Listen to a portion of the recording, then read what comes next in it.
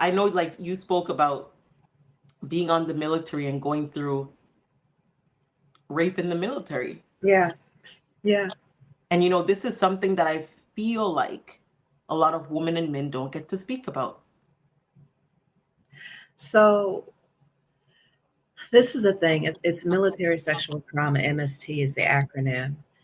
It has always gone on within the military. It's more prominent now, because they're having to deal with the fallout from the women that are separating and how it's impacting, you know, our communities and our economy, because a lot of women are starting to come forward now because a lot of women have become homeless. They're having challenges with mental health.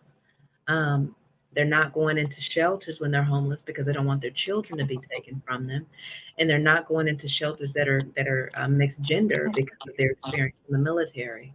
Mhm. And so during the pandemic, I highlighted military sexual trauma a lot, um, on a podcast that I had, because I was seeing the numbers.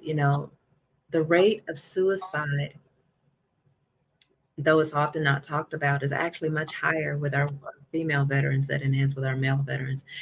No suicide, should be discounted, but our women veterans, they're suffering, and we're visibly invisible, just like women are in society, especially as we age. We become visibly invisible, and so I wanted to highlight that. And I started speaking out about it because I realized that the trauma that I encountered in the military, for me, was worse than what I encountered growing up, because I went into this institution. I wanted to serve my country, because I'm a servant at heart. And what better way to serve than to serve your country?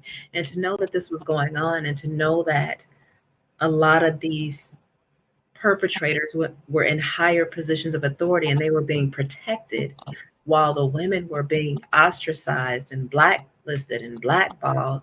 It just did something to me. So I was determined to speak up about it. And so